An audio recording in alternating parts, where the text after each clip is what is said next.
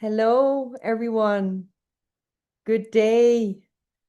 Welcome to our Shamans Directory live community event, and thank you for joining us. I'm Mayumi Beckers from the Netherlands, and I am one of the founding members of Shamans Directory, and it's always my true pleasure and delight to host these gatherings and to share our events with our growing global community. And as always, please feel free to share where you're from and say hello in the chat. We always love seeing where everybody is joining us from around the world. And today we have the great privilege of welcoming our honored guests who will be transmitting live from Huaca Montegrande, an ancient archaeological site in Peru. And I can't wait to share this experience with you. And before we begin, I would like to share a few words about Shamans Directory, especially for those who are new here. We are a nonprofit global online platform dedicated to bringing shamanic, lineage-based wisdom and medicine from around the world together and to make shamanic earth-based services accessible to anyone seeking inspiration, guidance, and support on their path of transformation. And we like to say, together we are powerful medicine. And at Shamans Directory, we believe that the ancient and sacred sites, the natural lands, the medicine practices, and the wisdom teachings must be preserved. And we actively support initiatives such as Huaca Montegrande through our Sacred Activism page. And in addition to our online platform, we also host twice monthly live events like these. We also have our annual gathering at the Cosmic Fire Summit, which is a 5-day online global conference, which will be taking place next month in November, as well as other special gatherings. And through these offerings, we hope to inspire you to explore or deepen your connection with shamanic earth-based wisdom and medicine ways, and to integrate these practices in your daily life.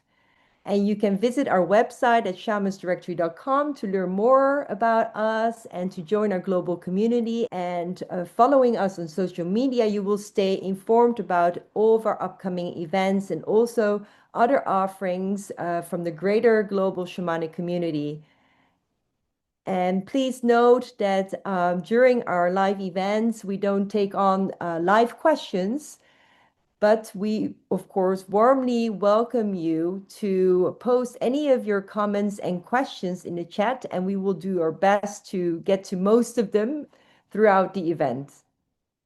And today's topic is the Great Spiral of Huaca Montegrande, an ancient archaeological site located in the province of Jaén, in the region of Cajamarca, in the upper Amazon of Peru, where the oldest known traces of cacao in ceremonial settings have been found. And this is such a truly groundbreaking discovery here.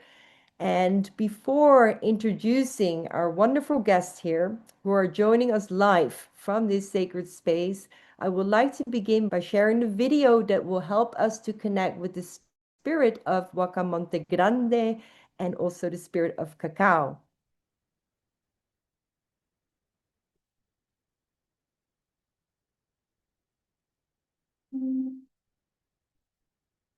For centuries, cacao has been a treasure kept in the hearts of ancient civilizations.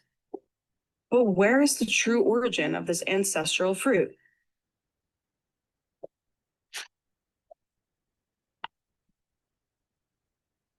In the Peruvian Amazon, a discovery has shaken the foundations of what we thought we knew. The Huaca Montegrande, where the history and mystery of cacao are spiritually intertwined.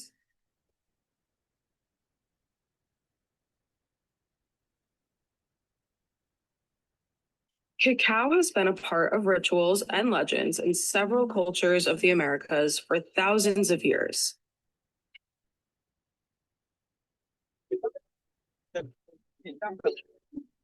It was believed that in the Amazon, there was no monumental architecture or relevant culture development as there are in the mountains and coast of Peru. but that has changed. 5,500 years ago, the Marañón culture built a large spiral-shaped structure, the oldest temple in the Americas, where the oldest known cacao in the history of mankind was hidden. The journal Scientific Reports has published an article on the findings of Theobroma cacao in Montegrande, which is rewriting history. For 15 years, the efforts of Dr. Quirino Olivera and his team have positioned Montegrande as one of the most important archaeological discoveries in the world. In 2025, the team of archaeologists led by Dr. Olivera plans to dismantle the two rings in the center of the Great Spiral in order to unearth the tomb of the highest religious personage of the temple, accompanied by more evidence of the oldest cacao in the world.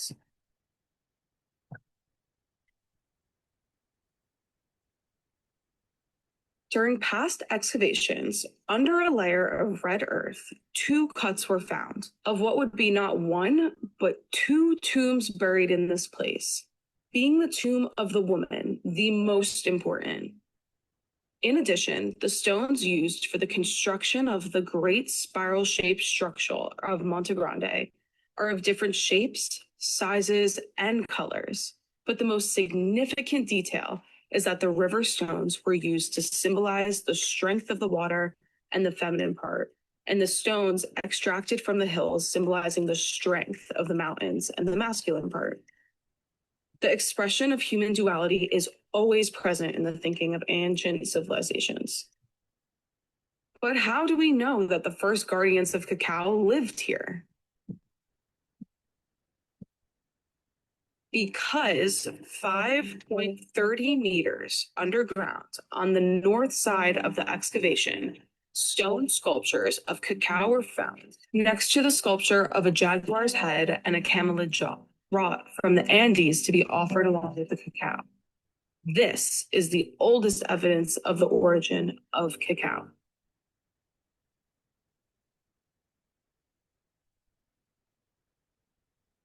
Additionally, near the Great Montegrande Spiral, cacao trees that are more than 100 years old still survive.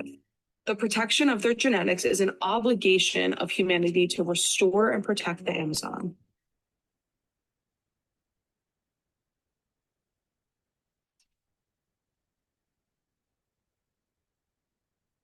Huaca Montegrande is creating a program for the conservation of centuries-old cacao trees. As a part of this program, it is producing a line of chocolates made exclusively with the fruits of these trees, which maintain the genetic profile of the purest origin of cacao that exists on the planet.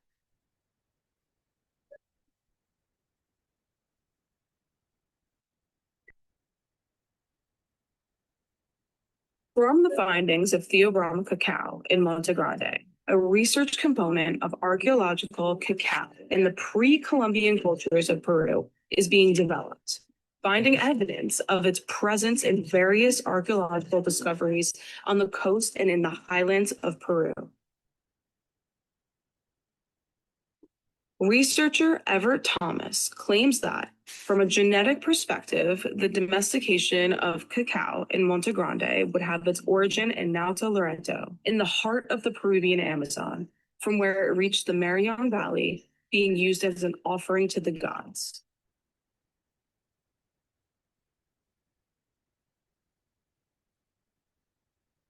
We could then affirm that the root of cacao as a botanical species originated in the heart of the Peruvian Amazon and was present 5,500 years ago in the sacred spiral of Montegrande. From there, it traveled through the Andes to the Pacific Ocean coast and then to Central America and Mexico via the Caribbean islands. Then, cacao was taken to Spain and the rest of Europe, with Switzerland becoming the producers of one of the finest chocolates in the world. The team led by Dr. Quirino Olivera has not only made a valuable scientific contribution by discovering the origin of cacao, but together with the native peoples and local farmers has taken on the enormous challenge of protecting the ancient cacao trees, where the spirit of humanity, nature, and the ecosystem of the Amazon is kept. Today, they are more than researchers. They have become true guardians of cacao. What we have just seen is the evidence of the oldest Theobroma cacao in the world, discovered in the Great Sacred Spiral of Montegrande in the Peruvian Amazon. That is why we call on to the international community to be a part of this great dream, to continue finding more evidence of the traces of the oldest cacao in the world. But above all, we invite you to join voluntarily in solidarity with this great crusade to save the ancient cacao trees, restore nature, and defend the ecosystem of the Amazon.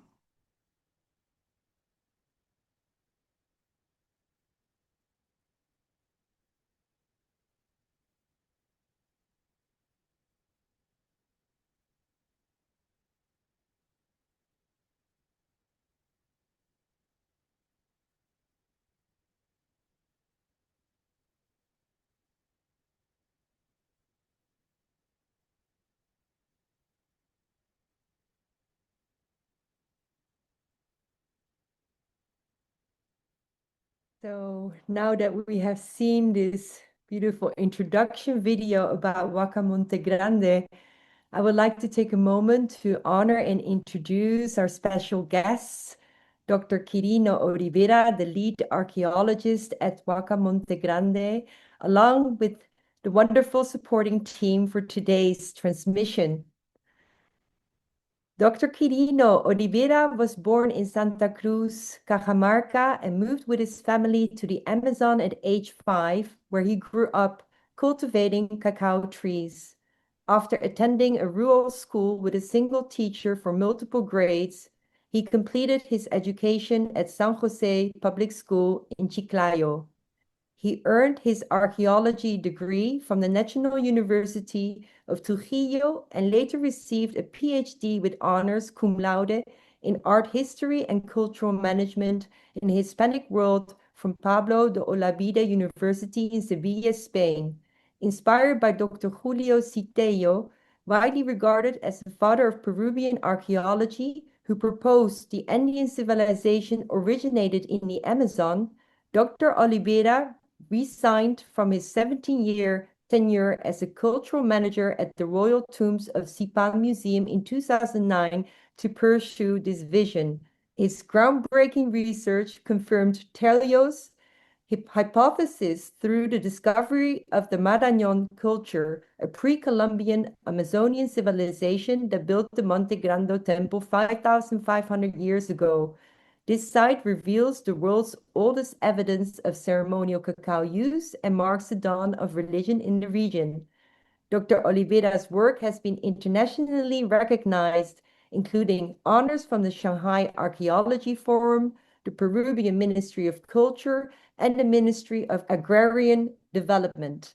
He currently presides over the Association for Scientific Research in the Peruvian Amazon, leading conservation and research at the spiral-shaped Huaca Montegrande, where science, culture, and nature converge to illuminate humanity's oldest connection to Theobroma cacao and sacred life. Dr. Quirino Olivera is joined here today by biologist and sacred ecologist Karen Gorden, who provides translation and additional transmission, as well as Shamans Directory team member Cynthia Honores of Hathor Cacao, who has graciously coordinated this event. So please let me also introduce them briefly as well.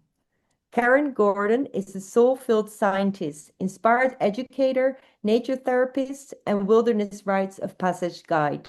As steward of the 40-acre Samanae Nature Sanctuary in Costa Rica, her life's work explores how history, heart, energy, and mystery shape the human experience. With over 30 years as a field biologist, restoration ecologist, and healing arts professional, her path has led from the fjords of the North Atlantic across the reefs of the Caribbean through the Peruvian Amazon and up to the cloud-forested mountaintops of Costa Rica. Cynthia Honores is the founder of Hathor Cacao, a space to connect with inner wisdom, the cosmos, and the heart-opening medicine of cacao. Born in Peru and raised around the world, she integrates global healing traditions with art, mythology, symbolism, Jungian depth psychology, astrology, herbalism, and shamanic practices. Cynthia has trained in Andean shamanic energy medicine, medicinal plants, and cacao facilitation. She offers one-on-one sessions, online circles, and in-person retreats, guiding others to become the alchemist or artist of their own life in connection with the deep fulfillment of being human. So I want to thank you for being here. Welcome. It's such a unique gift to have you all with us here. And also Dr. Olivera with such an important and groundbreaking discovery at Huaca Montegrande. It's a true honor to have you here to share your wisdom, your insights and findings of this sacred site. And I believe that you have prepared a presentation here for us today. So I'm delighted to turn the program over to you. Thank you so very much, Mayumi. Thank you so much to Shamans Directory and to each and every one of you here today, connecting to this call and receiving the beautiful message that Dr. Quirino and Karen Gorden are going to share with you today. My intention of being here is just to say hello, to thank you, and again, leaving you two with these beautiful, two incredible souls, dos increíbles almas, que van a transmitir toda la fuerza de la Huaca, that who are going to transmit all of the beauty of the Huaca right now and are going to just connect you with this beautiful space. I leave you with so much gratitude to you for your presence and for your hosting, dear Mayumi. Thank you so much. Thank you. Thank you very much. Thank you. What? Good morning, everybody. This is Karen, and it's such a joy for me to be here with you today. I get to be a sacred translator. Really, my translation today is not necessarily going to be word for word, but it's going to be a little bit more lyrical in its presentation. One of the things that you'll find is that Dr. Olivera is an incredible storyteller, and so I'll do my best to keep up with him, and I hope you enjoy your journey into the center of the spiral of Montegrande. Muchas gracias. Es una alegría estar con ustedes. Primero quisiera decir qué significa Huaca. El término Huaca es de la lengua nativa del Perú, ¿no? De los quechua y aymara, que significa templo, lugar sagrado. Mm-hmm. So one of the things that Dr. Olivera would like to begin with is to bring to the forefront of Huaca. What is Huaca? What does Huaca mean? And Huaca, in the language of Quechua and of Aymara here in Peru, means a sacred place. Y entonces ahora vamos a hablar sobre este lugar sagrado, la Huaca Montegrande, pero sobre todo en la Amazonía de Perú. Mm-hmm. So what we're going to do today is to really bring our attention and our care, our focus into this place, into this Huaca, which is named Huaca Montegrande, which is housed here in the highlands of the Peruvian Amazon. La Amazonía siempre ha sido menospreciada, porque se pensaba que aquí no hubo un desarrollo cultural importante, como en otros territorios. Mm-hmm. So one of the things in terms of archaeology and ancient history, the Peruvian Amazon has not been appreciated as much as some of the other parts of Peru. Most of the people have thought for a very long time that it just wasn't a very developed place with a developed culture, or any developed cultures. Esta razón, el descubrimiento más importante de la Huaca Montegrande, de este templo, es la arquitectura monumental en la Amazonía. Mm-hmm. So one of the most impressive and truly one of the most important discoveries as Huaca Montegrande has really revealed itself to the world is that of its structure. This is a monumental temple, and it is the earliest monumental temple that has been found in all of the Americas. Este templo que fue construido por los habitantes de la cultura Marañón hace 6.000 años. Es el templo más antiguo que existe en América. And so this temple was built by a culture called the Marañón culture approximately 6,000 years ago. And once again, this temple is the oldest temple that we know about so far in all of the Americas. Y también es importante ver que aquí está señalando el nacimiento de la religión, la parte espiritual del ser humano. So one of the other things that's really significant about this place being a temple site that was crafted by humans, that this is one of the earliest birth sites as well of religion in the Americas, a place where people would come to formally venerate the beings that are. Y dentro de este contexto ingresa el cacao, ¿no? Como una planta maestra y sagrada de esta cultura. And so one of the things that so many people hear about when they hear about Huaca Montegrande is, of course, the cacao, and cacao is definitely present in this place. And so cacao was an important member, an important player, an important being in the culture of the Marañón people. Y siempre creíamos que el cacao era originario de Mesoamérica, de las culturas de México, ¿no?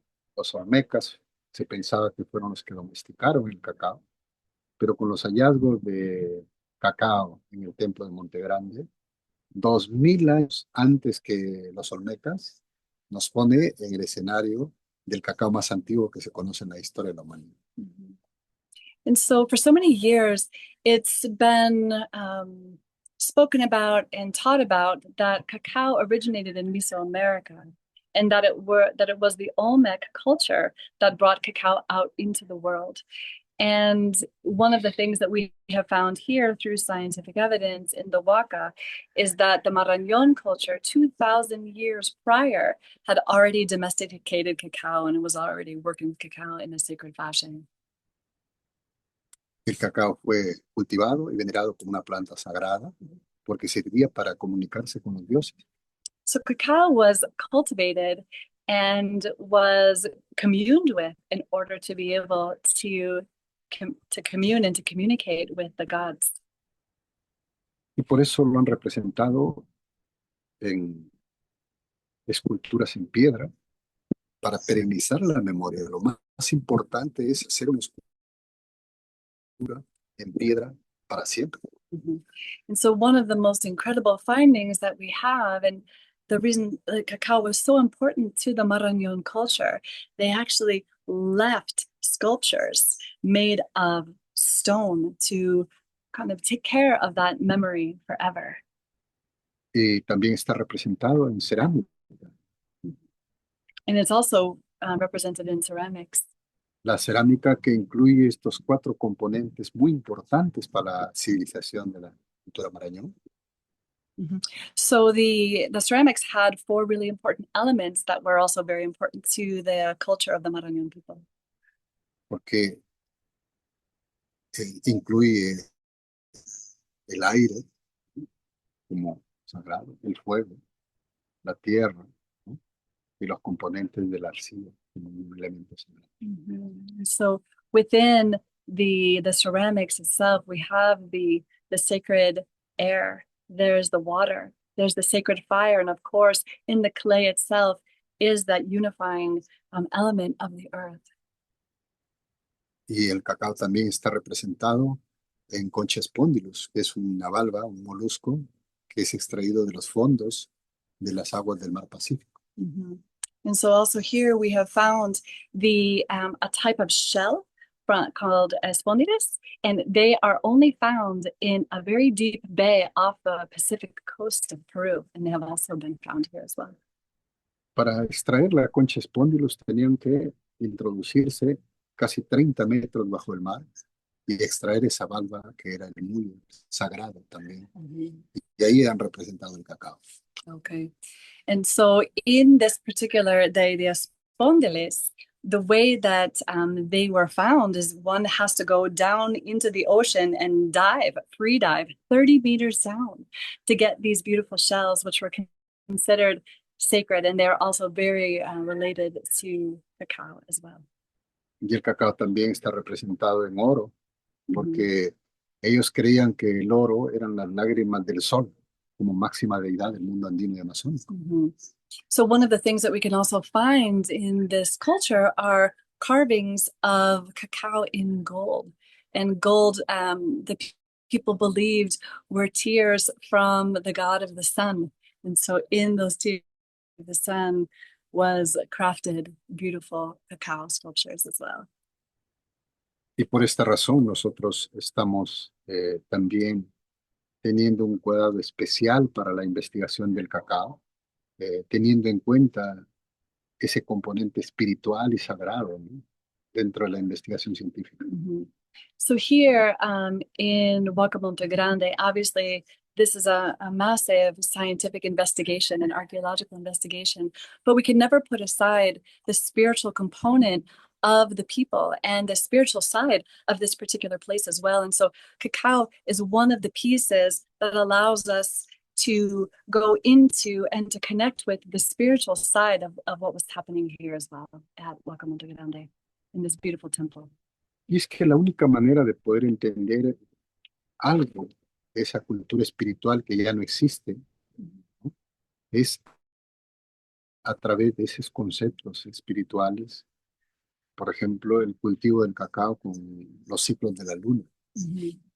Right. So as we try to understand more about the Marañón culture, one of the ways that we can do that is through some of the spirituality, these remnants, they're not really remnants, they're more like pieces, physical pieces of spirituality that they left behind with the cacao, with the pottery, with the stone sculpture, and connecting that to what life was like for the Marañón people. For example, how cacao was cultivated and planted and harvested according to the phases of the moon. O esa convergencia, ese diálogo que existe también en un cultivo agrícola, que es una agricultura biodinámica, donde lo que ahora nos parece que es una maleza tiene un dato importante de estar ahí, una razón, porque repele las plagas y hace todo un dinamismo, ¿no? Y los árboles que hacían sombra a ese cacao cultivado eran realmente árboles maderables, que es fantástico por la interacción que hay en la polinización y en todo eso con el cacao. So what is also really fascinating to think about is to consider the agroforestry system in which cacao, especially the ancient cacao, grew. Remembering that cacao is a native species of Peru, a 10 million year old species.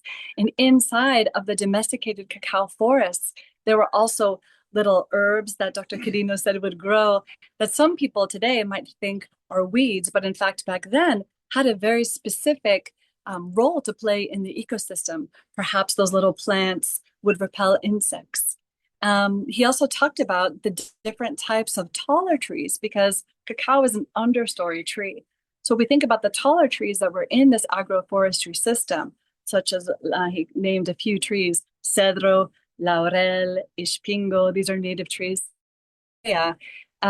They also interacted with the cacao. And so when we think about cacao being a forest species that interacted with every single thing in the forest, including the pollinators, he was talking about how really cacao has been a part of a millenary conversation. And that's one of the things that we're here studying as well.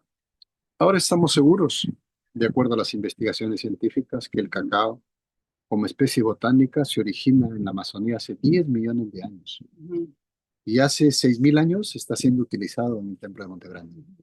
So one of the things that is absolutely fascinating, truly, when we think about cacao as a botanical species, we know, according to scientific evidence, that cacao has been a botanical species native to all of the Amazon for 10 million years. And 6,000 years ago, at the very least, cacao began its dance with humans, and it became domesticated, and humans began that conversation, that deeper conversation with cacao, and having it closer to their villages and to their way of life. La ruta sería desde la Amazonía, desde la cultura marañón, el cacao siempre de la mano del ser humano, atraviesa los Andes, llega a las costas del Pacífico y a través de las islas del Caribe llegan a Centroamérica, México. Y después de México, por la conquista de España, llega a la corona de España, se comparte con la corona francesa, con la corona inglesa, y de ahí se dispersa por todo el mundo. So if we can, just for a moment, just imagine in our minds and our hearts this incredible journey that cacao has made even into your home today. If we could think about cacao being, once again, a 10 million year old botanical species in the wild Amazon, just for a moment, feel that and imagine that. And then how it came closer to the humans, and the humans decided to have it closer to them. And there was a culture here in the upper Amazon called the Marañón people who cultivated the cacao, and always through the hands of the humans who carried the cacao seeds up over the top of the Andes down to the Peruvian coast. And that's where it began to disperse. That's where it began to move north through Central America, through the rest of South America, into Central America, then into Mexico, then into the hands of Hernán Cortés, who during the colonization and the conquista, really the conquest of Mexico, brought the cacao across to the crown of Spain. And then from the crown of Spain, of course, then cacao exploded around the world. And so it's pretty amazing to think about that the cacao that you may have in your hands right now finds its origin all the way back in this incredible spiral, back to perhaps this place right here where we are right now. Entonces nosotros ahora estamos pensando que el cacao significa, ¿no?, lo que estamos hallando en Montegrande, como el último mensajero que nos está enviando la Amazonía para salvarla de la destrucción, para vivir en armonía con el medio ambiente. Aparece el cacao, una planta sagrada, para decirle al mundo: hoy tienes que reaccionar, tienes que proteger el medio ambiente. Y yo estoy acá para hacer el testimonio más viviente de este tema. And so one of the messages that Dr. Olivera believes that the cacao is bringing to us through this incredible spiral, which is just behind us and we'll be visiting in just a little while, is that if we think about how cacao has moved across the world, the cacao is coming forward to act as a messenger to the entire planet, the entire humanity whom chocolate touches, to be a messenger of care, of protection, and perhaps the last salvation of the Amazon. Y entonces, como parte del componente de investigación de Montegrande, nosotros hemos abierto un componente que está orientado a la recuperación genética del cacao. Es decir, los árboles que aún existen cercanos al templo de Montegrande, necesitamos recuperar su semilla. Esos árboles de 150 años tenemos que sembrar la semilla porque ahí está la memoria del árbol. Está toda la genética, en la transmisión de esa pureza. Y eso tenemos que sembrar más áreas de fincas de cacao para devolverle a las aves, para devolverle a las mariposas, para tratar de tejer nuevamente la naturaleza que lo estamos destruyendo. So one of the things we haven't talked about yet is acicampe. Con permiso para explicarles. So acicampe, so we're here talking about Huaca Montegrande. Huaca Montegrande is one of the projects underneath this incredible nonprofit organization called acicampe. Acicampe is in English the Association for the Research and Investigation of the Peruvian. And so not only is acicampe working on, obviously, archaeological research, another branch of the research that we're doing is We are out there in the field. We're working with farmers in the mountains around here, because one of the things that's really important in this day and age is to recuperate the seeds, to really protect the seeds, and to reestablish the seed banks of these ancient trees. Because in this part of Peru, not only do we have the of cacao, so we have, trees that are 100, 200 years old. As a matter of fact, we're going to be visiting a farm tomorrow, going out there. But one of the things that Don Quirino, Dr. Olivera is talking about is saying that we need to collect these seeds and we need to begin creating seed banks and then redistributing the ancient species of cacao. There's a lot of the genetically modified cacao that's being planted all around the world. But here, especially in the Amazon, we need the ancient species of cacao to reestablish themselves back into the forests, back into the farms, not only for human consumption, but so that conversation, those millions of years of conversation between the soils and the pollinators and the birds continues to happen. And so in a way, cacao can help us reforest and restore forestry systems that have been around for thousands and thousands of years. And so that is a project that is working on, in addition to, of course, discovering and really revealing in this incredible ancient temple upon which we're standing right now. Por esta razón, yo hago un llamado internacional a todas las personas que tenemos que sumarnos para proteger el cacao, para proteger la Amazonía, para hacer de Montegrande un patrimonio cultural de la humanidad, que esté involucrándonos a todos los que estamos aquí. De alguna manera vamos a poder colaborar. Este patrimonio no es del Perú, es un patrimonio ya casi universal. Necesitamos comprometernos, necesitamos estar juntos, necesitamos compartir una filosofía espiritual que nos converja a todos, que nos una. Y creo que eso va a ser el cacao, el chocolate, porque ¿quién no ha sido tocado por el chocolate en todo el planeta? Todo el mundo sabemos del chocolate. Y muchas veces en mis conferencias internacionales hay gente que ha trabajado todo el tiempo con chocolate, con cacao, pero no conoce un árbol de cacao. Es un llamado que hago realmente toda solidaridad para que estemos juntos en este momento.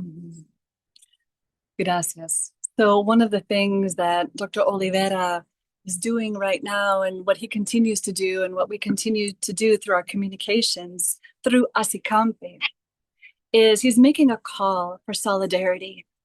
He's making a call for solidarity for cacao, but it's more than just for cacao. Just as the people, the ancient people here, worked with the cacao to commune with the gods. And one of the things that we get to do now is we get to commune with the earth. We get to unite ourselves through our spirituality, not just through science, but our combined spirituality as humans to care for the planet and to care for cacao itself. One of the things that Dr. Olivera talked about was that this particular temple, even though it's based right here in the upper highland rainforest of Peru, doesn't necessarily belong to Peru. It's to all of humanity. There's a story that's being revealed here, and that's continuing to be revealed as we continue to do our research, which definitely needs to be supported, so that this message of the forest, that this message of the plant, this message of our joined spirituality can come to life, and that we can all do this together. One of the questions he asked, which I absolutely love, is who here has not been touched by chocolate? And when he goes to conferences in Europe and around the world speaking, and he meets people who've been working with cacao and with chocolate their whole lives, or who've been at least consuming chocolate their whole lives, and they've never seen or even thought about a cacao tree, it's time for us to go back to that as well. And so thank you so much for being here and for showing your interest and for bringing your hearts and your spirits to this time and place where we get to be the ones who are standing right here transmitting to you. But I also want you to know that you're transmitting right back to us and bringing your presence and your power and your hearts into this beautiful space with all of us. And we're doing this together. Por eso, en estos últimos meses, en esta última temporada, nosotros estamos abocados a descubrir la tumba del personaje más importante del templo que está sepultada en el centro de la espiral.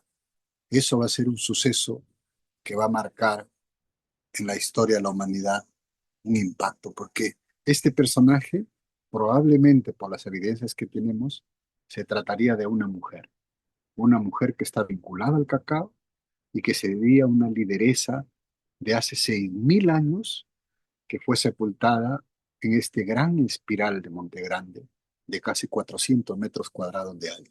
Mhm.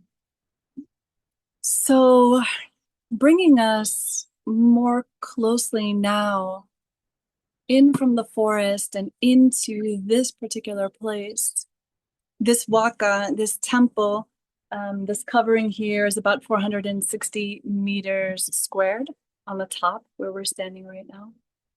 And in the last few months, one of the things that's been happening here at Huaca Montegrande is our amazing team. They're just off camera right over here, along with Dr. Olivera, has been working to begin removing the stones of the center two rings of the spiral. So, of course, Montegrande has that incredible, iconic image, which probably drew you all in, of that amazing woman with her arms and her legs outspread and this incredible spiral in the middle. And so in the center of the spiral is believed to be underneath there a burial. It could be one or two. And what's been happening over the last couple of months is the removal slowly of the stones in the most scientific way possible. We have such an incredible team of heartfelt and really spirit-felt archaeologists here. One of the things that we know and that is believed is that beneath this spiral is the person who might have been like the highest spiritual leader of the time of the Marañón people. And Dr. Olivera believes that it's a woman. And we're on the verge of really moving into this next stage of discovery and this next stage of revealing, of the Huaca revealing itself to us and what its message is for the world. Y por esta razón, Karen, sería de repente importante que a los que nos están escuchando ahora puedan ver directamente el espiral, nos vamos a mover. Más bien disculpen la logística, que estamos en el campo, pero seguramente ellos van a querer ver una imagen del centro de la espiral. So we're probably guessing that you would like to see some more of the temple and some more of the spiral. And so we're going to be moving a little bit around the space. And one of the things we would like to just ask you for is a bit of patience, because as you can probably see behind us, there's a lot of stone. And eventually we're going to be bringing you in to see a little bit more of this ancient architecture and also what we're working with right now into the center of the spiral. Sí, bueno, es el lugar, el corazón donde ha sido sepultada la tumba del personaje más importante, pues, de una mujer. Pero además nosotros estamos haciendo una hipótesis que podría ser un portal de conexión con los astros, con Orión, la constelación que tiene la misma forma de espiral. Exacto. So, there is a hypothesis happening here that underneath this spiral, as we go down into the earth, that there is a burial. But one of the things that is also being hypothesized here is that this is also a portal. This is an ancient symbol, this symbol of the spiral, and that this could be really, truly a portal between earth and sky. And one of the things that has been really felt here is a connection with the Orion Nebula and how it's also this spinning spiral structure. And so there's a lot that we still don't know scientifically and spiritually, but together, and really only in community can we do this together. Because just once again, to remind everybody, this is a nonprofit organization. This is not a for-profit venture, and it's only through the support of a world community, a spiral of planetary support, can we continue to do our work here. Ahorita quieres ver Sí. Okay. Do you want to do the flower offering now? Sí, y de ahí seguimos, ¿no? Would you like to let them know what you're doing? Yeah, of course. Bueno. Hola, ¿qué tal? Mucho gusto de nuevo. Thank you so much, dear Karen, querido doctor Quirino. Muchísimas gracias a todos. Thank you to all of you present. And so right now, right before we take you to the Huaca, we have prepared this offering, a little bit of a bouquet of flowers to take on your behalf. Un buque de flores que tenemos acá para llevarlo a la Huaca de parte de ustedes. Entonces, thank you so very much. Entonces, de parte de todos nosotros, this little flower bouquet will contain all of your essences, and we'll just be silent for just a few seconds just so that you can transfer your consciousness, transfer your beautiful intentions, anything that you wish to these flowers, para que transfieran lo que ustedes gusten y quieran transmitir a estas flores que en un momento se los vamos a entregar a la Huaca. Entonces aquí la ponemos enfrente de ustedes. We put it right here in front of you. Thank you for your energy. Thank you for your beauty. Thank you for your souls. Thank you on behalf of the beautiful Huaca Montegrande. Thank you to all of those who made this call possible. And as well, who made this introduction. Thank you all for being here with us. And we're going to make a cheers too. That's beautiful. And we're going to make a beautiful sacred offering. Flowers, aguardiente, so beautiful for the Huaca. And of course, San Palo Santo, which we'll have ready in just a little bit. Thank you so much. And we will be presenting this Huaca offering here in just a moment. We're lighting San Palo Santo as well on behalf of all of you and with gratitude for your presence here today. Thank you so much.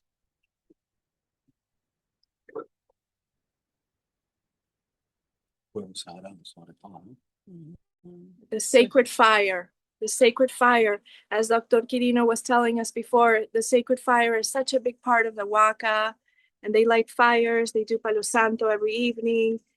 All the time, it's a ceremonial space in which they work and in which they do their excavations. Thank you so much, Karen.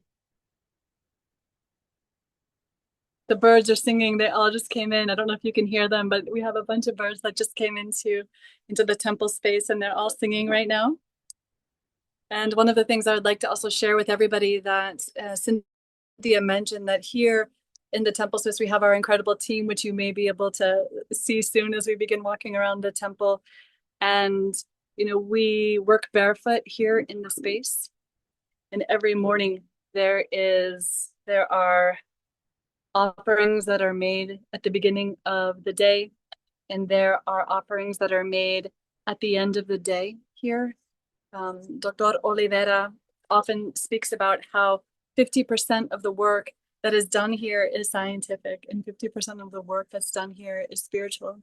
Because one of the things that needs to happen in this space is we need to be able to have the capacity to listen to the Huaca. In this space, we're not using LiDAR, we're not using any, high-tech invasive technological equipment to work with the Huaca in its revealing process.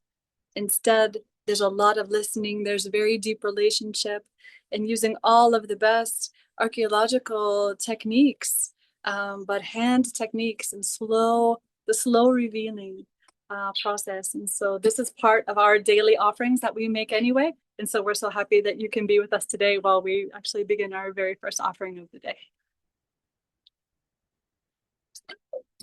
I'll carry that if you're gonna, so you're gonna want to unplug. Yeah.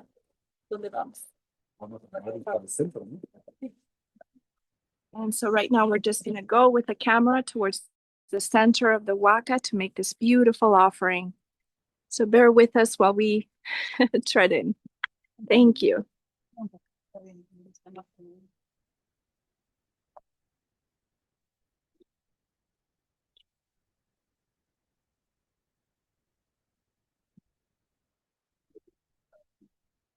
A ver. So Do you want right to here, check they are when we right turn there. around so that you can And then see it? right, yes, this is the center of the Huaca. I just want to make sure you can see it. Sí, ahí está. And so you can see this is also, we're just going to make a 360 view as well so that you can see the excavation space.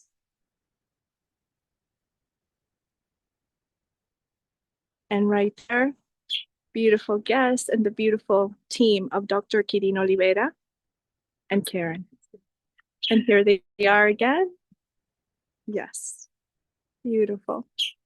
And right here with the offering right there of the Huaca. I wonder if you can see it.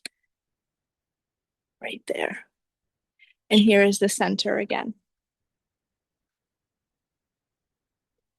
De repente ahí puedes encontrar Mhm. cada una de las piedras que están alrededor del espacio del corpo del centro han sido seleccionadas exclusivamente para poder ofrendarlo en esto. El orificio que está en el centro es donde está la tumba del personaje. Okay. So as we're taking a look here, I'm just sort of sitting on the edge of this spiral here, and maybe Cynthia, you can just pan over here a little bit to be able to see.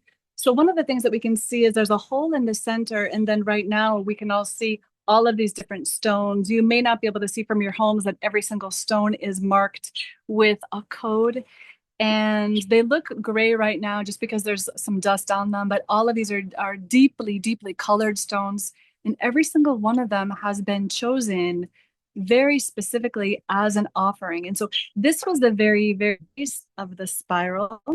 And you can see how wide this is here. And it's because we out two of the spirals. So the next thing that's going to be happening here in this investigation space over the next few weeks is these stones will be slowly lifted out and then reconstructed in a different part of the place. And then it's underneath this platform, underneath this clay platform. You can clearly see that there's a clay, for us, it's like a bottom, but the clay is actually at the top of the temple. It's under here where the excavation is actually going to begin.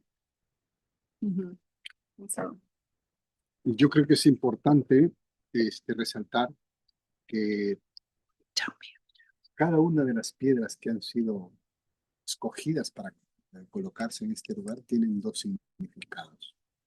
Las piedras de río significan la fuerza del agua y la parte femenina, que son el 60% de lo cual está construido el templo inspirado. Y las piedras angulosas son piedras de la montaña, que han sido también extraídas para simbolizar la parte masculina. Y por eso nosotros estamos pensando que en el centro hay dos tumbas, la de un personaje femenino, que sería la más importante, vinculada al cacao, y la del personaje masculino, para transmitirnos un mensaje de la dualidad. La dualidad es las cosas contrapuestas pero necesarias, el día y la noche, el bien y el mal, o en las culturas asiáticas, el yin y el yang. okay, so one of the things that you might have been able to see as you looked into the center of the spiral were all different types of stones. And so we already mentioned that there are many colors in, but one of the things that is very significant are the different shapes of the stones. So some of them are very round and smooth and soft, and we can tell them from the rivers, and those carry the beautiful energy of the water. They also carry the feminine energy in this place. There are some of the stones that are very angular and very sharp, and we can tell that they've come from the top of the mountain, from around here. And they contain that masculine energy. And so Dr. Olivera and the team believes that there's at least one burial in the center, but there could be two.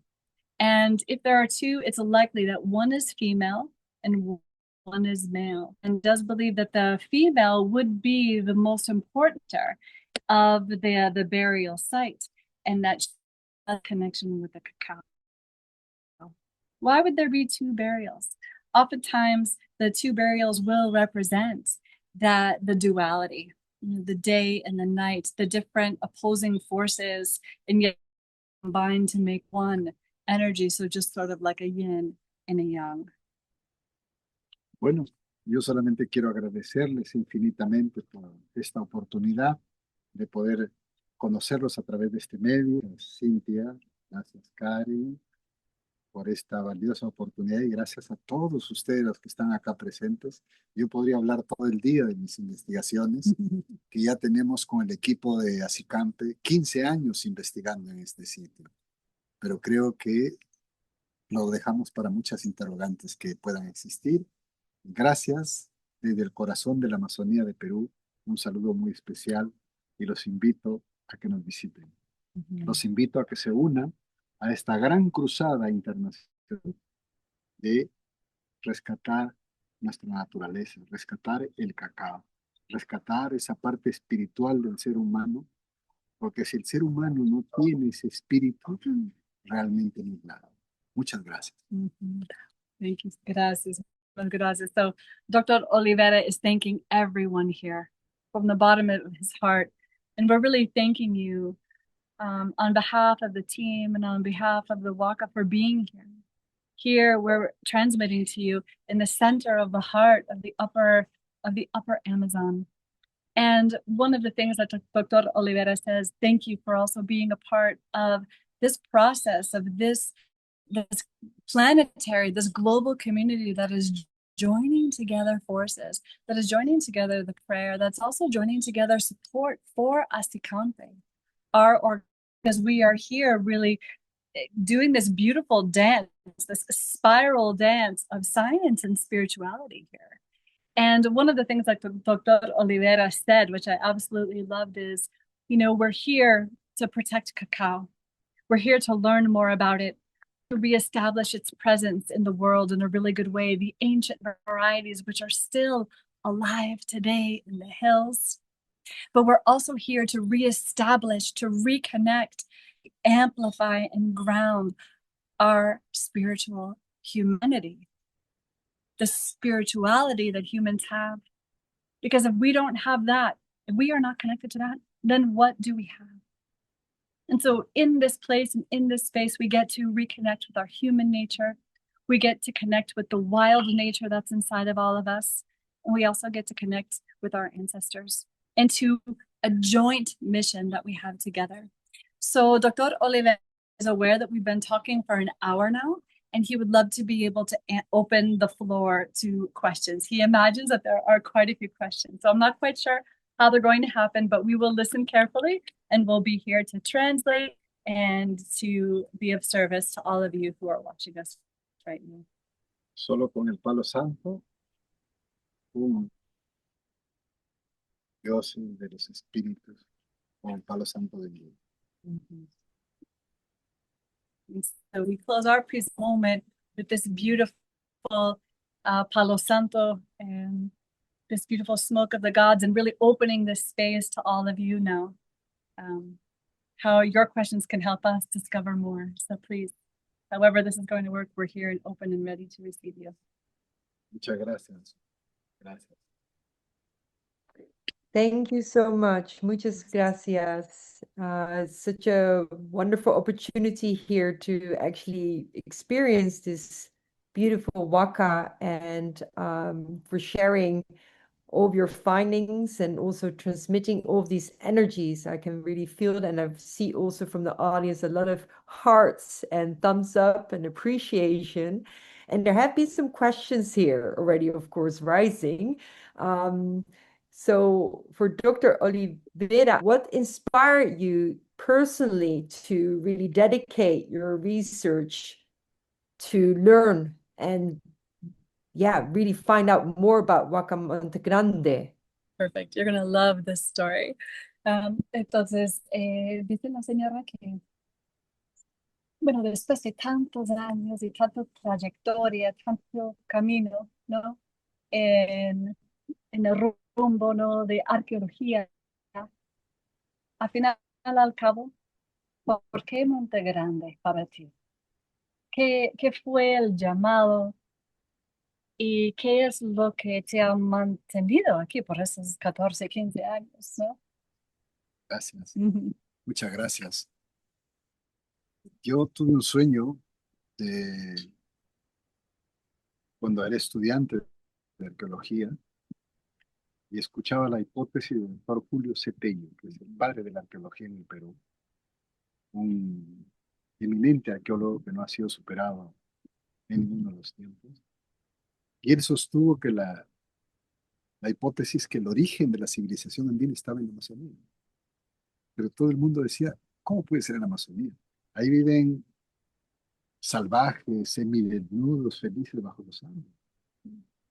No hay un desarrollo cultural. Entonces yo me tracé la meta de que tenga la posibilidad de investigar en la Amazonía. Yo creo que Montegrande está demostrando la hipótesis del doctor Julio Cetello y a mí me ha permitido cumplir mi sueño, investigar en la Amazonía. So this is a bit of a two-pronged answer that weaves together into one incredible story. So for such a long time, and when Dr. Olivera was studying archaeology, he had a dream.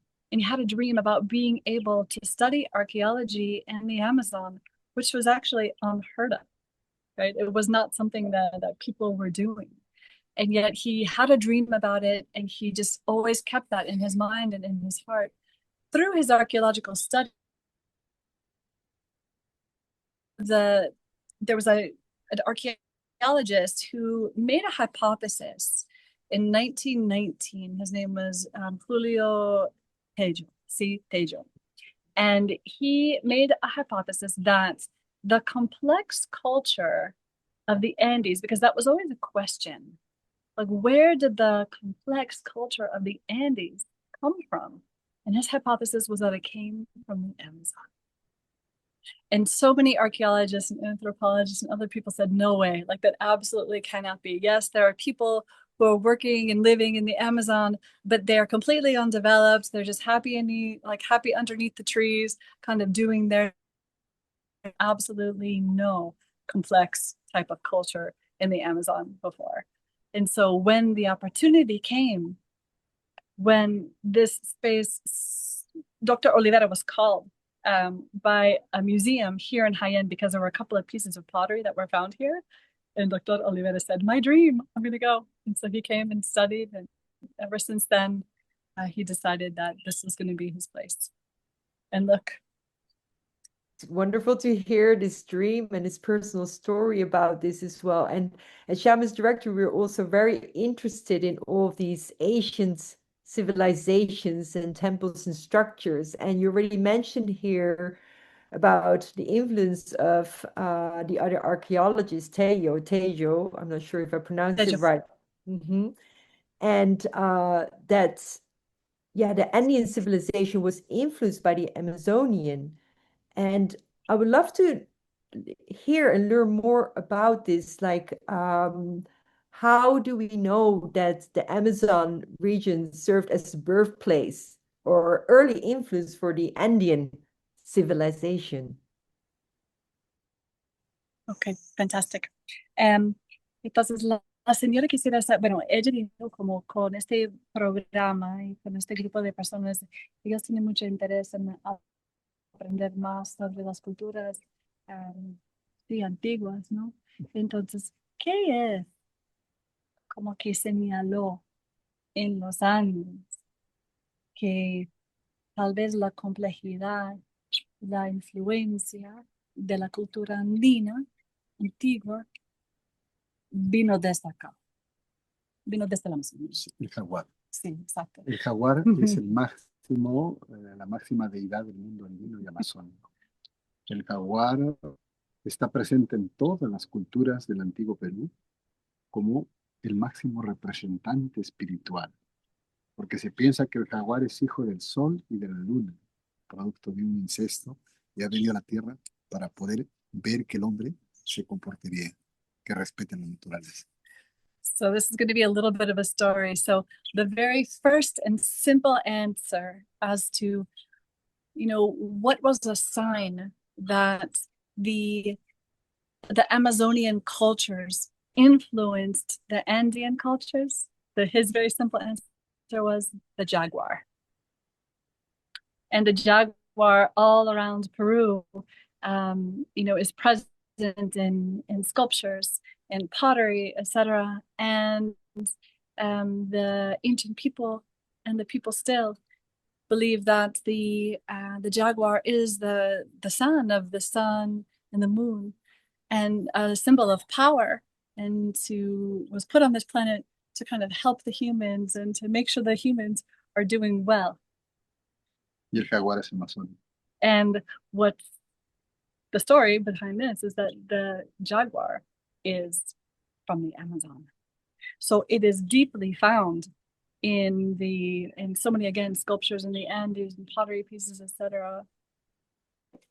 It's very evident that the Amazon people influenced all of the rest of the cultures of Peru through the presence of their jaguar. Y nosotros estamos encontrando esculturas de jaguar acá en Montegrande, en piedra, en cerámica y en lápiz lazuli, en crisocola, que son esas piedras.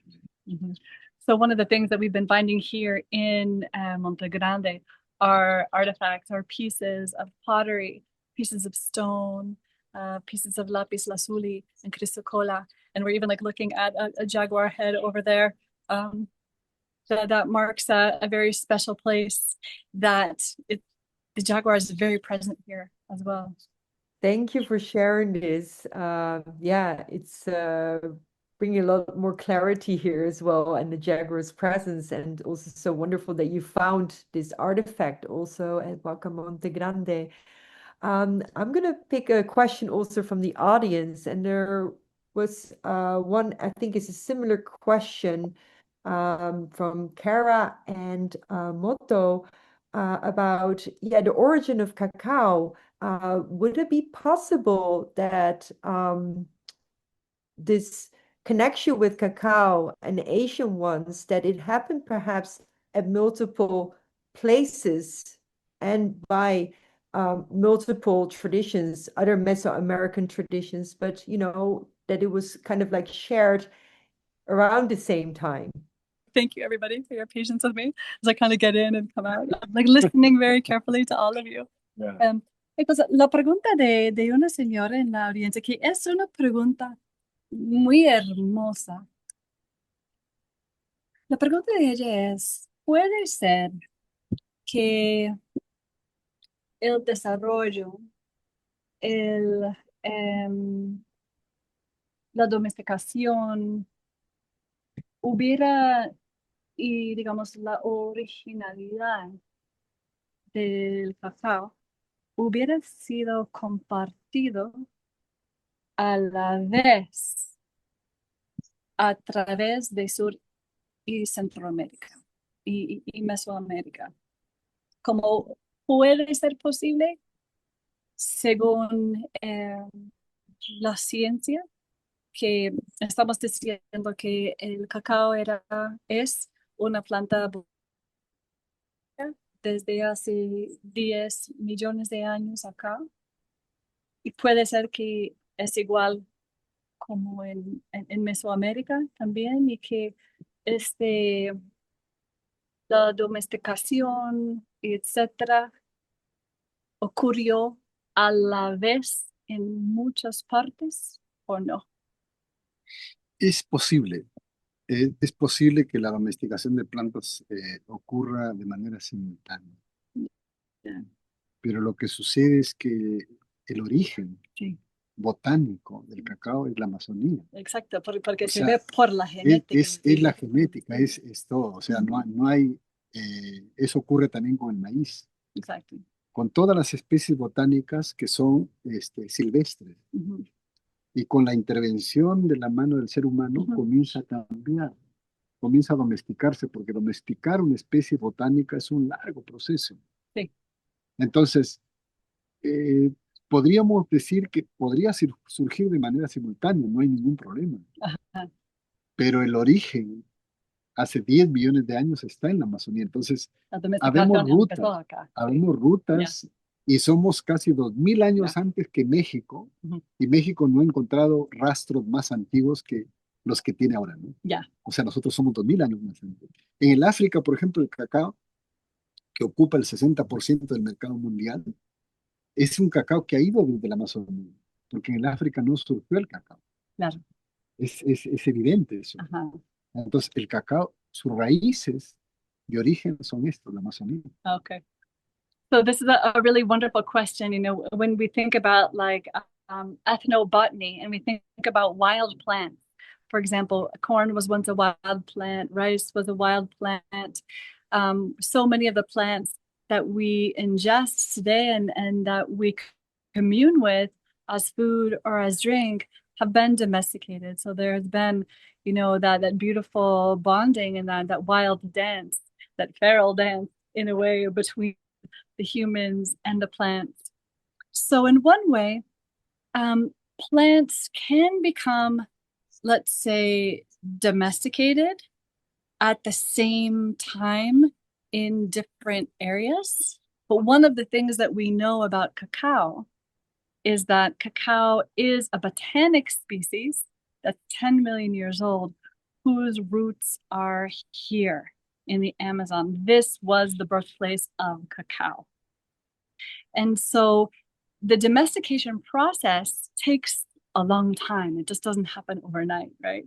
And so as humans begin working with cacao, let's say, and having it closer to them, then that takes time and that takes generations upon generations. And domesticated plants tend to move across landscapes. And you can study ethnobotany and you can follow, and you can look up online and see all of the different roots of like the traveling roots of corn, the traveling roots of potatoes, the traveling roots, right, of cacao. And so one of the things that science at least has shown us right now is that the Amazonia is the birthplace of the botanical species of cacao. This is where the first domestications came with the humans. And then those seeds traveled.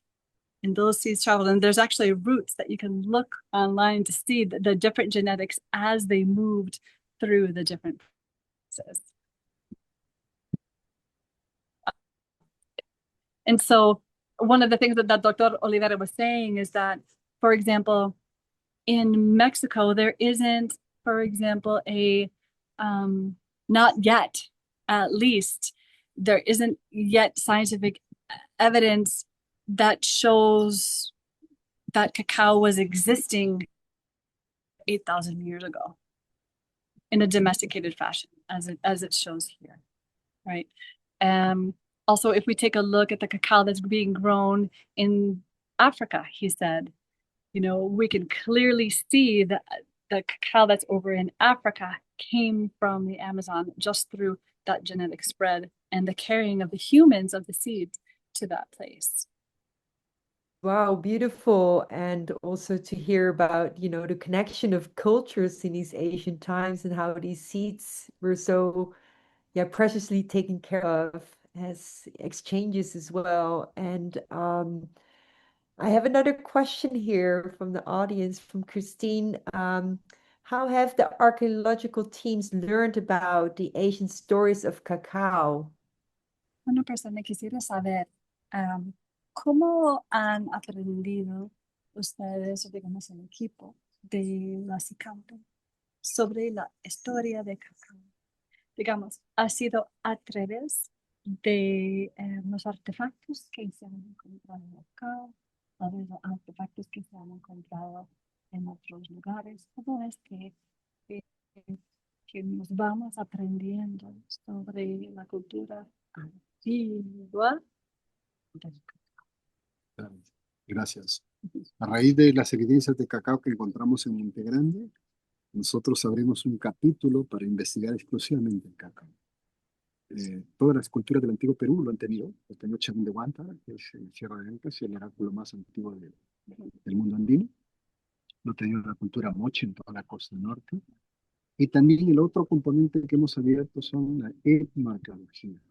Es decir, los pueblos de la comunidad Ahuajún, que son cercanos a nosotros, tienen todavía esa costumbre de conservar el cacao.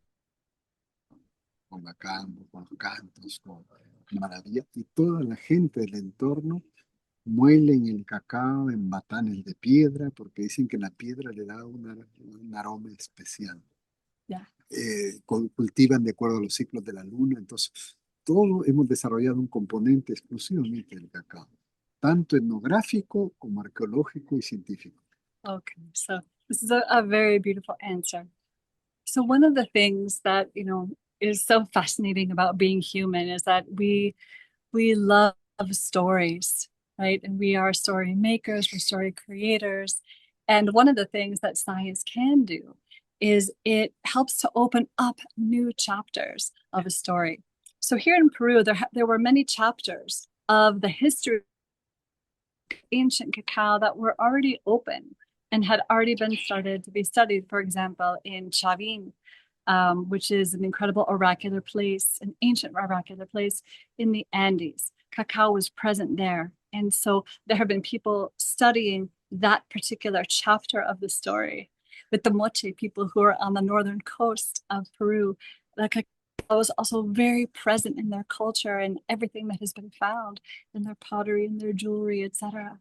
And so there have been people who have been studying that particular part of the story. And so we can begin to weave the stories. One of the things that Dr. Olivera said as well, there is an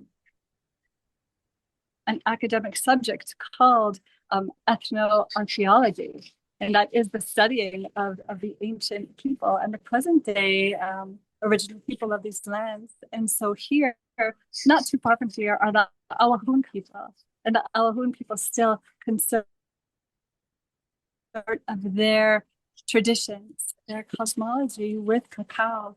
And so they grind cacao on these big stone platters, they're called batanes, and they grind them and they say, okay, now the cacao gets its aroma and it gets part of its flavor through the stones. And so that is another chapter of a story that is being told.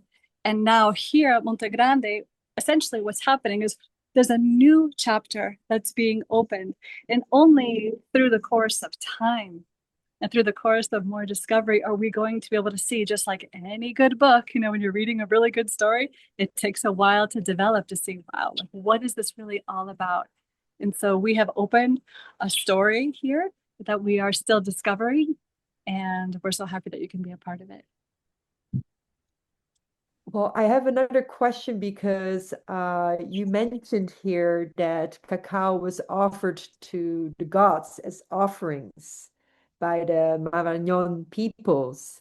And I wonder if, from all the research that you have done, if you could perhaps expand a little bit on that, like how it was used and what cacao was symbolizing for them. All right, well, we'll talk to Dr. Olivera to see what he has to say, knowing that there's so much of the story that is still left to uncover through our research.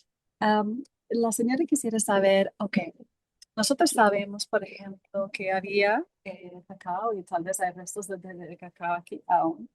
¿Sabemos cómo utilizaron el cacao para esa conexión?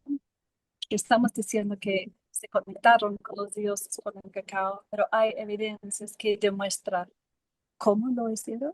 Sí, hasta el momento nosotros hemos encontrado que ha salido publicada en la revista científica Report una especie de bebida de cacao, como si fuera la chicha de maíz,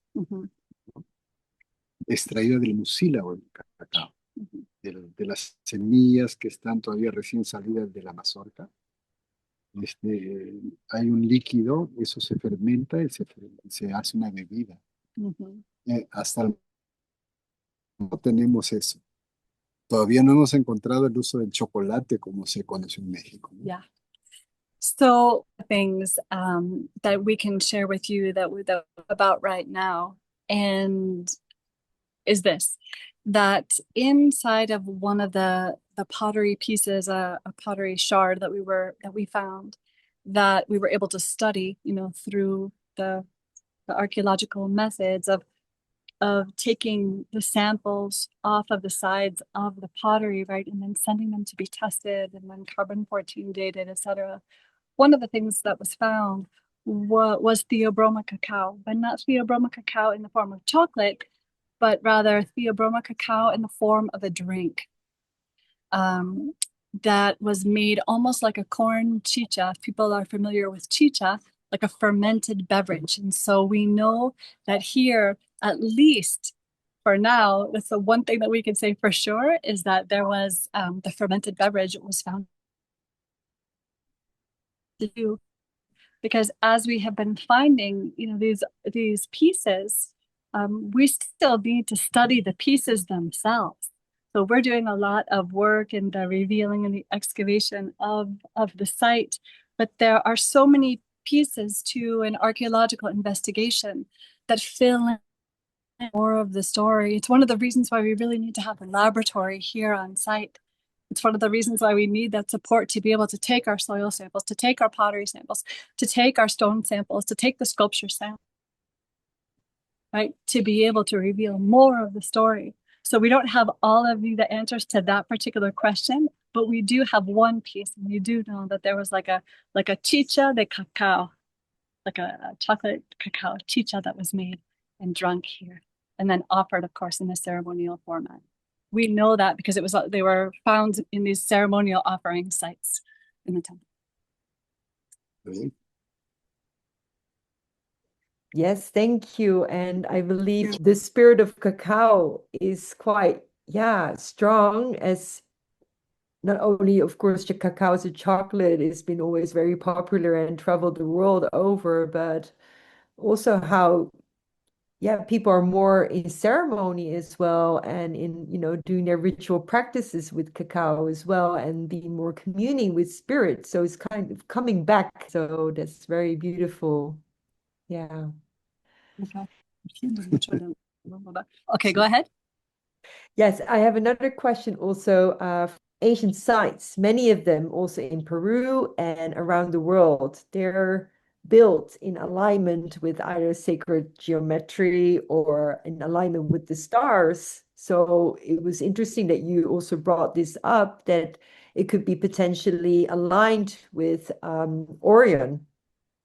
And what made you sort of think that, or what made you believe that there's kind of this sign that there could be this sort of connection with that star constellation, and how it is a portal? Okay, perfect. La señora estaba diciendo que una de las razones por las cuales como que les interesa mucho como su público en cuanto a pensar en los sitios sagrados son como la geometría sagrada en la tierra, ¿no? Como una cosa a otra cosa, como hay una red, ¿no? Entonces, ella quisiera saber como, ¿por qué piensas que esto es un portal? ¿Y cómo es que surgió la idea que este espiral estaba vinculado tal vez con esta constelación de Orión? ¿Han Sí. visto con un app de las estrellas o digamos? Sí, tal vez no hemos hablado que la arquitectura en espiral es una representación de un ser humano, de una figura, de un personaje, que probablemente se trata de una mujer, cuyas extremidades inferiores están abiertas, envolviendo la espiral como si fuera una escena de parto. Su rostro mira a la salida del sol, y en determinados días del mes de inicio de junio, el sol cae directamente al centro de la espiral, como si esos rayos de luz sirvieran de puente para que los espíritus se comuniquen con el mundo de arriba, con el cielo, el mundo que le llamaban el Kai Pacha en quechua, ¿no? Yeah. Vera was saying is we haven't spoken too much about this iconic figure, of course, which is on your Instagram page and other things that you've shared. And I think most people here have seen it. And if you haven't, all they need to do is look up Huaca Montegrande to see that image looking down of this figure of a woman, right, with her head, her thorax. You could you could just click the thing and turn it. Oh yeah, it was like right there. But you might be able to see it.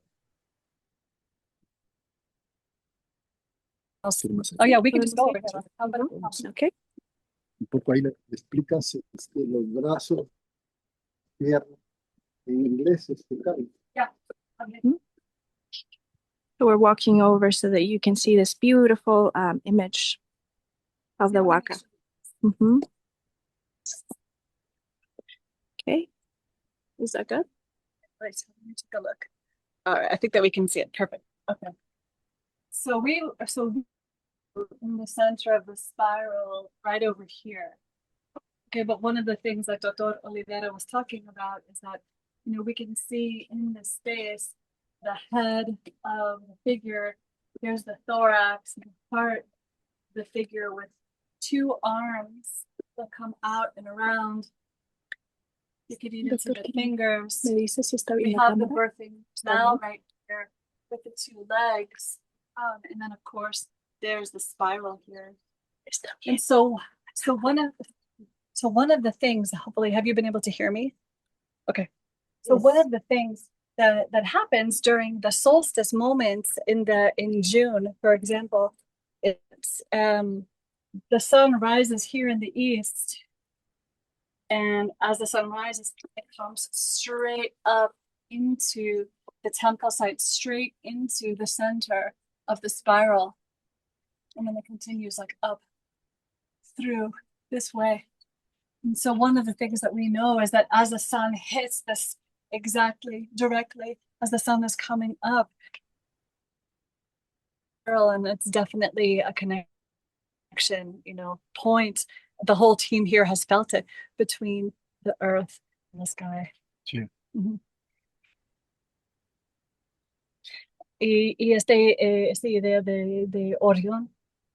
Sí, o sea, la conexión con el mundo astronómico, yo pienso que la civilización de la parte astronómica, las estrellas, la luna, el sol, todos los elementos que están fuera del planeta Tierra, ellos eran capaces de poder entenderlos y plasmarlos además en algunas representaciones de la iconografía que ellos nos han dejado. Exactly. So one of the things that Dr. Olivera is saying is that, you know, due to the iconography that's been here in the temple space, the large iconography and the small, he really does believe that the Marañón culture, this ancient culture that, you know, people didn't even know existed before these temples started showing themselves, was that they were very connected to the astral world, to the world that was beyond this planet Earth. And we can see that here in the temple in the way that the temple is set up, you know, from north, south, east, and west, and what happens during solstices and equinox, and where there are very specific offerings that are made and what types of offerings are made. We can see that the Marañón culture here, he says, was deeply connected to this earth, but also deeply connected to the stars and the galaxy as well. I don't know if you want to share anything about how people can support the project. So thank you so much. You know, one of the things that Dr. Olivera was sharing is how important it is, just first and foremost, one of the ways that you can support is by being here and sharing the story with other people, right? Like letting people know about this incredible place, which belongs to the entire planet. This is a patrimony for humanity. And there's so much that's happening here. In terms of supporting our nonprofit organization, the needs are real. We're a very small non-for-profit organization here in the highlands of let's say the high part of the Peruvian Amazon with a very tiny staff. And for us to be able to continue forward with this work in the archaeological investigation, the anthropological investigations, our work with restoration ecology and Cacao, we really do need the support of our entire planetary community. It really, really means a lot. We are very fortunate that we have a relationship with a 501 in the United States called the Abundant Earth Foundation. And we will put a few different links there for you so that people can make a donation to the Abundant Earth Foundation, which will come straight down here, and you'll be able to get your 501c3 tax credit, especially at this time of the year as our financial year is closing, at least in North America and perhaps in Europe too. And so really your energy of prayer and goodwill towards us is incredible. And for those who have the ability and who feel their real call to be in deep reciprocity with Cacao, deep reciprocity with science and investigation and storytelling and these sacred sites of humanity who are truly called to help us, any amount will do. It could be how much you might use to go to a cacao ceremony, or it could be more than that. I just want you to know that we are here and working with our bare feet and our bare hands with big bare hearts as well, to be able to bring more and more news to the world about what is happening here. And so anyway, and we'll have Cynthia. Cynthia, is there something that you would like to share about that? Sure, Yeah. absolutely. Well, as Karen so beautifully said, there is such a beautiful way to support through Asicampe. And here are, the faces, everyone that's working. If you wish to make a donation through that. And we are also through Hathor Cacao going to be hosting a circle to benefit Huaca Montegrande. So when you sign up for the circle, if you wish to be there, part of the proceeds that we generate from that circle will go to the benefit of Huaca Montegrande. And we're going to be having the circle November 2nd, Sunday, 2 p.m. as usual.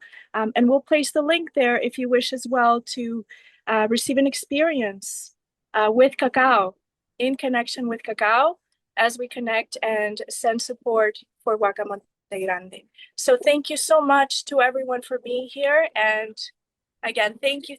Here's the team. Thank you, everyone. Gracias. Thank you so much for joining us here and live, and for all the beauty and to experience this beautiful sacred site. Muchas gracias. Dr. Olivera says thank you so much to everything, to everybody.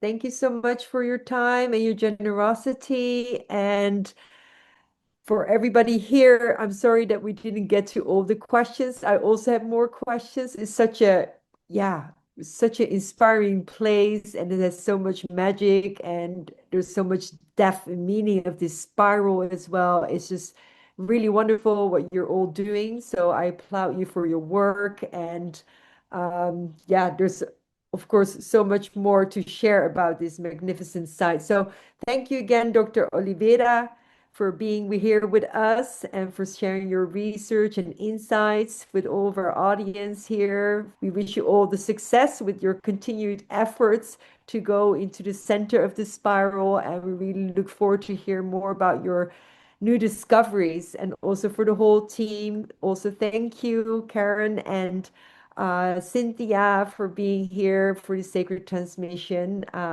It's been a wonderful event, and I also want to say thank you for everyone who's here. This event has been recorded and will be available within 24 hours or so that can be watched again on our YouTube channel, along with some other of our videos and events. And we hope also that you will mark your calendar for our upcoming summit. It will be the Gathering at the Cosmic Fire 2025 Summit, which will run from November 17th through the 21st. So we hope to see you there. And until we meet again, thank you so much, everyone. Much love and blessings.